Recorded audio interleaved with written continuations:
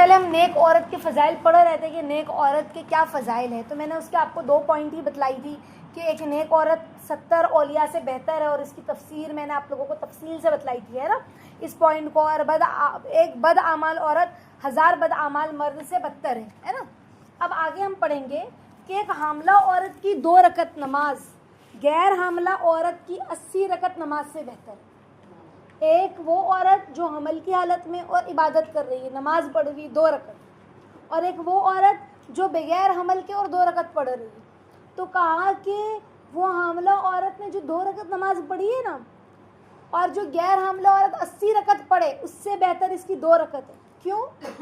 تکلیف کے ساتھ, ہے نا, مشقت کے ساتھ پڑھ رہی ہے, درد ہو رہا ہے, چکر آ رہا ہے نا, اور اس حالت میں تو انسان کو کیسے کہیں ایسیڈیٹی ہے, کہیں کوئی پرابلم ہے, کہیں بے چینی ہے, کہیں گھبراہٹ ہے, لیکن پھر بھی وہ نماز پڑھ رہی ہے. تو اللہ تعالیٰ نے کیا کہا کہ غیر حاملہ عورت کی 80 رکعت سے بہتر اس کی 2 رکعت ہے. دیکھو اللہ نے عورتوں کو کہیں بھی کمزور نہیں کیا, ہر جگہ پر عورتوں کی فضیلت کو بڑھایا, ہر جگہ پہ عورتوں کی جو ہمیں ایسا لگتا ہے کہ ہم تو بیچاری ہے, حمل 9 مہینہ ہمارے پیٹ میں, حیض ہمیں, نفاس ہمیں, تو ایسا نہیں ہے. اللہ نے پھر ثواب بھی بڑے بڑے رکھے, اجر بھی بڑے بڑے رکھے, سمجھ رہے نہیں. عورت اپنے بچوں کو جب اپنا دودھ پلاتی ہے تو اسے اللہ تعالیٰ ہر ایک بوند پر ایک ایک نیکی عطا فرماتے ہیں, سمجھ رہے. ماں چڑچڑا جائے, غصے میں نہیں, رات میں بچہ ستاتا ہے, روتا ہے, اٹھتا ہے بھوک سے, تو ماں اس کو کوسے کہ اس کو تو بھوکی لگی رہتی ہے, مجھے سونے نہیں دیتا ہے, یا جو بھی ہے. بس اوقات ماں کوستی ہے اپنی اولاد کو, تو کہاں بچوں کو کوسے نہیں. کتنا اللہ اجر دے رہے ہر بوند پر, کہا کہ اللہ رب العزت ایک نیکی عطا فرماتے ہیں.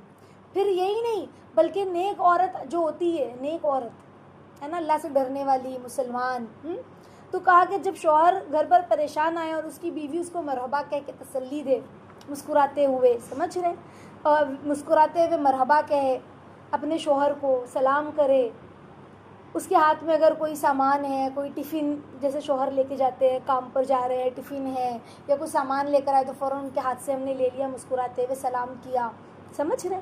تو اللہ تعالیٰ اس عورت کو آدھے جہاد کا ثواب عطا فرماتا ہے, نصف جہاد کا. اب دروازہ کھولا, منہ پہ 12 بجائے عورت کے, 12 بجائے نہیں, اداس سا, کیا ہوا ہے شوہر بیچارہ, کیا ہوا, کیوں منہ بنا ہوا ہے؟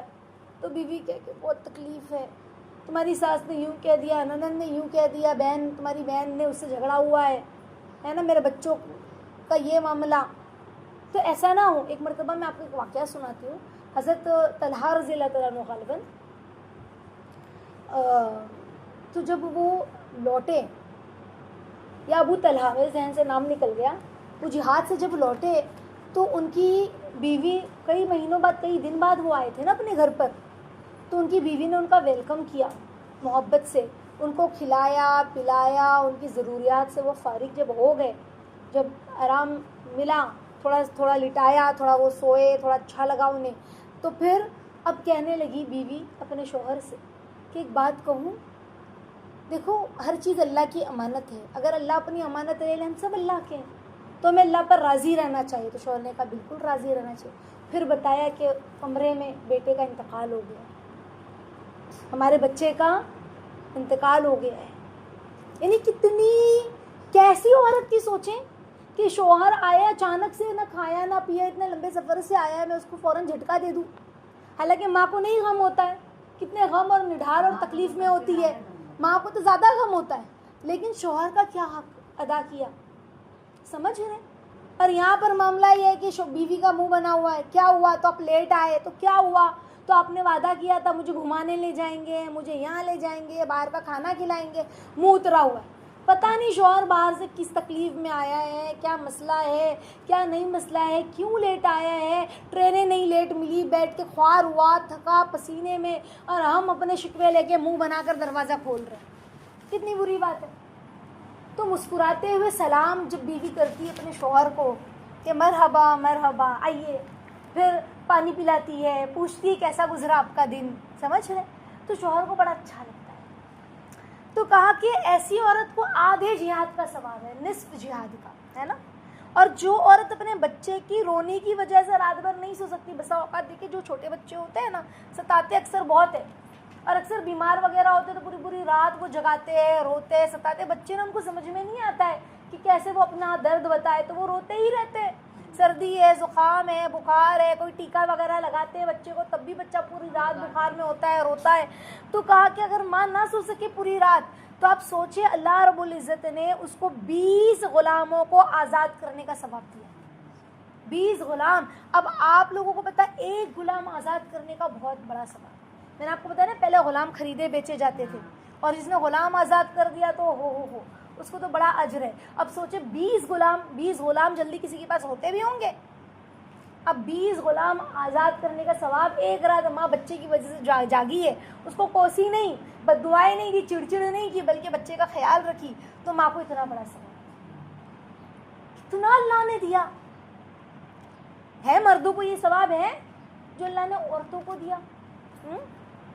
کیا فضیلت عورتوں کی. کہا کہ جو شخص اپنی بیوی کو رحمت کی نگاہ سے دیکھے، محبت سے دیکھے، اور بیوی اپنے شوہر کو محبت سے دیکھے، تو اللہ تعالیٰ دونوں کو رحمت کی نگاہ سے دیکھتے، محبت سے دیکھتے. کتنی بڑی بات ہے نا. چڑ کر دیکھے کہ میرے شوہر تو مجھے گھماتے نہیں، پھراتے نہیں ہیں، ایسے ہے ویسے ہے، سمجھ رہے. محبت سے دیکھے تو اتنا بڑا ثواب ہے. اللہ انہیں رحمت سے دیکھتا ہے، سمجھ ہے. تو اب یہ کب ہوگا؟ جب بیوی اپنے شوہر کو محبت کی نگاہ سے دیکھے گی تبھی تو شوہر محبت کی نگاہ سے دیکھے گا نا. جب بیوی بار بار چڑچڑ کرے گی، کھڑوس رہے گی، تو شوہر کا بھی دل اس سے اٹھ جائے گا، اچاٹ ہو جائے گا، سمجھ رہے. پھر وہ کیسے اپنی بیوی کو محبت سے دیکھے گا؟ اور جب وہ اپنی بیوی کو پھر محبت سے نہیں دیکھے گا تو اللہ انہیں پیار سے دیکھیں گے. پھر سمجھ رہے. سب سے پہلا بیوی کو شوہر کو محبت کی نگاہ سے دیکھنا ہوگا، بھلے کیسا بھی ہو، شوہر خڑوس ہو، کیسا بھی. بیوی کی محبت کی نگاہ، بیوی کی توجہ، بیوی کا اپنی شوہر کی طرف متوجہ رہنا شوہر کی مزاج کو بدل دیتا ہے. بہت سارے لوگ نہیں ہوتے کہ مزاجن بہت خڑوس ہوتے ہیں، غصے والے ہوتے ہیں، اپنی امی سے صحیح سے بات نہیں کرتے، بہنوں سے صحیح سے بات نہیں کرتے، سب ڈرتے بھی، بڑا بھائی ہے ڈر رہے. لیکن بیوی آتی ہے تو پھر شوہر کے مزاج میں چینجز آنے لگتا ہے. سمجھ رہے. وہ اتنا خیال رکھتی ہے، اتنا دھیان رکھتی ہے کہ شوہر کا مزاج بھی بدلنے لگتا ہے. جو عورت اپنے شوہر کو اللہ کے راستے میں بھیجے اور خود گھر میں آداب کی رعایت کرتے ہوئے رہے، وہ عورت اپنے مرد سے 500 سال پہلے جنت میں داخل ہوگی. سبحان اللہ. 500 سال پہلے جنت میں داخل ہوگی اور 70,000 فرشتوں اور جنت کی حوروں کی سردار ہوگی. کتنے فرشتے؟ 70,000 فرشتے اور جنت کی حوروں کی سردار. سمجھ رہے. اس عورت کو جنت میں غسل دیا جائے گا اور یاقوت کے گھوڑے پہ سوار ہو کر وہ اپنے خاوند کا انتظار کرے گی. سبحان اللہ. ہمارے یہاں پہ جو گھوڑا ہے وہ کیسا گھوڑا ہوتا ہے؟ ہڈی چمڑے گوشت کا. وہ یاقوت اتنا قیمتی پتھر ہے. وہ پتھر کا گھوڑا ہوگا لیکن کیسا ہوگا؟ اسٹیچو ہوگا. وہ گھوڑا ہوگا باقاعدہ، چلتا ہوا گھوڑا. سمجھ رہے. اس پہ وہ انتظار کرے گی. چمکتا ہوا گھوڑا، خوبصورت گھوڑا، سمجھ رہے، نورانی گھوڑا. تو کون؟ وہ عورت جو اپنے شوہر کو اللہ کے راستے میں بھیجے، ہے نا. اللہ کے راستے میں چاہے وہ جماعت میں بھیجے، چاہے وہ اجتماعات میں بھیجے، 3 دن 10 دن 15 دن اللہ کے راستے میں، ہے نا، دین کے تقاضے پر، اور خود اپنی گھر کا اور اپنے بچوں کا خیال رکھے. یعنی یہاں وہاں نہ بھٹکے، غیر مردوں سے بات نہ کرے، اپنی عزت کی حفاظت کرے اور ادب اور کہتے ہیں پاک دامنی کے ساتھ رہے. تو ایسی عورت اپنے شوہر سے 500 سال پہلے جنت میں داخل ہوگی. اور دنیا کا، جنت کا ایک دن دنیا کا 1 سال 500 سال کی طرح ہوگا. پہلے سے وہ جنت میں آرام سے سردارنی بنی بیٹھی ہے، شوہر کا انتظار کرے. یہاں پہ انتظار بھاری پڑ رہا ہے کہ کب شوہر آئے. وہاں بھاری نہیں پڑے گا. سمجھ رہے. وہاں پہ تو مزے سردار ہے، وہاں خواہشات نہیں ہوگی. سمجھ رہے. جیسے بعض عورتیں کہتی ہیں نا کہ آپا شوہر کو حور ملے گی تو پھر ہم کو، تو ادھر جنت میں ہے نا، جنت میں جلن نام کی چیز نہیں ہوگی، حسد نہیں ہوگی، بلکہ عورت تو سٹھانی بن کر آرام سے تخت پر بیٹھی ہوگی. سمجھ رہے. وہاں پر وہ خواہش نہیں ہوگی، وہ تو سردارنی بیٹھی ہے. سمجھ رہے. اور اس کے سارے غلام، حور، فرشتے، اتنے سارے غلام اس کے ہیں، سب کے اوپر سردار ہے وہ. اور اپنے شوہر کو کہہ رہی جاؤ مزے کرو، خود تو آرام سے بیٹھی ہے. سمجھ رہے؟ تو عورتوں کے اندر وہ خواہش نہیں ہوگی کہ بھئی میرا شوہر آ جائے، مجھے یاد آ رہی ہے کب آؤ گے آپ، وہ خواہشات نہیں ہوگی. سمجھ رہے؟ جو عورت اپنے بچے کی بیماری کی وجہ سے سو نہ سکے اور اسے آرام دینے کی کوشش کرے تو اللہ تعالیٰ اس کے تمام گناہ معاف کر دیتے ہیں. اس کو 12 سال کی مقبول عبادت کا ثواب ملتا ہے. بچہ بیمار ہے، جیسے ہی نیچے رکھ رہے وہ رو رہا ہے، اب ماں پوری رات بچے کو لے کر گود میں بیٹھی ہے، اپنے بچے کا خیال رکھ رہی ہے، تو کہا کہ 12 سال عبادت کا، وہ بھی ایسی عبادت جو قبول کر لی گئی. ہماری عبادت پہ ہم کو یقین ہے کہ قبول ہے نہیں ہے، لیکن کہا وہ عبادت جو قبول کر لی گئی ایسی عبادت کا ثواب. پھر کہا کہ جو عورت اپنے گائے بھینس کا دودھ بسم اللہ پڑھ کر نکالے. گاؤں کی عورتیں، اب یہاں شہر میں تو گائے بھینس کہاں ہوتی ہے، تو گاؤں کی عورتیں اگر دودھ نکالتی بسم اللہ کہہ کے اپنی بکری کا، ہے نا، گائے بھینس کا، تو کہا کہ وہ جانور اس عورت کو دعائیں دیتا ہے، بسم اللہ بول کر اس نے دودھ نکالا ہے. سمجھ رہے؟ اور جو عورت بسم اللہ پڑھ کر آٹا گوندے، ہم لوگ سب آٹا روز گوندتے ہیں نا، لیکن بسم اللہ پڑھ کر گوندے تو اللہ تعالیٰ اس کی روزی میں برکت دیتے. سبحان اللہ. کتنی فضیلت ہے، یہ عورت کی فضیلت ہے، مردوں کی نہیں، عورت کی فضیلت ہے. جو عورت غیر مرد کو دیکھنے جاتی ہے اللہ تعالیٰ اس پر اس کی لعنت اللہ بھیجتے ہیں. اب دیکھو اکثر ایسا ہوتا ہے نا، بارات آئی ہے تو سب دولہا دیکھنے کے لیے جھانک رہے، دولہا آیا، کیسا اس کا دولہا، کیسا اس کا دولہا. تو غیر مرد کو جھانکنے ہی گئے نا، یہ کا فرشتوں کی لعنت، اللہ کی لعنت. اللہ، تو ہم کسی غیر مرد کو جھانکنے نہ جائیں. پھر وہ ہمارے کزن بھائی کا شوہر کیوں نہ ہو. گاؤں وغیرہ میں اکثر ایسا ہوتا ہے، بھائی دولہا آنگن میں آیا ہے تو ساری عورتیں اس کو گھیر کے کھڑی ہو گئی، سالیاں بھی سب سے آگے آگے، اور پھر وہ چھچوری رسم ہے، جوتا چرائی، سمجھ رہے، چھچورا پن ہوتا ہے نا، تو یہ سب غلط چیزیں ہیں. سمجھ رہے؟ سالیاں آگے پیچھے گھومے، گندی بات ہے یہ.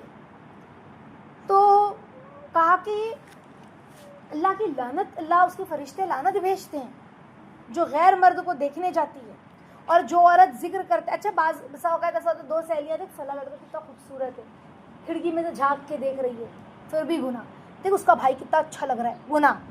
ہمیں یہ بات بولنا ہی نہیں اپنی زبان سے کسی غیر مرد کے لیے کتنا اچھا دکھ رہا ہے. سمجھ رہے؟ جو عورت ذکر کرتے ہوئے جھاڑو دیتی ہے، ہم سب اپنے گھروں میں جھاڑو لگاتے ہیں نا، گھر میں کئی وقت جھاڑو لگاتے ہیں اگر بچے وغیرہ گھر میں ہے تو کہا جو عورت ذکر کر کے جھاڑو لگاتی ہے اسے خانہ کعبہ میں جھاڑو دینے کا ثواب اللہ عطا فرماتے ہیں. کتنی بڑی بات. اور جو عورت نماز روزے کی پابندی کرے، پابندی مطلب کیا ہوتا ہے؟ پابندی. ایسا نہیں کہ آپا عشاء نہیں پڑھے، کبھی پڑھتے کبھی نہیں پڑھتے، کبھی فجر ہوتی ہے کبھی نہیں ہوتی ہے، امی اٹھا دیے تو ہوتی ہے، نہیں اٹھائے تو نہیں ہوتی ہے. ایسے نہیں، پابندی سے نماز پڑھے. سمجھ رہے بچیوں؟ کیسے نماز پڑھے؟ پابندی سے، کسی حال میں نہ چھوٹے، چاہے وہ بازار میں ہو یا پھر سمندر کنارے ہو، نماز نہیں چھوٹنی چاہیے کسی حال میں. شادی کی تقریب میں بھی نماز نہ چھوٹے، پابندی ایسی ہو.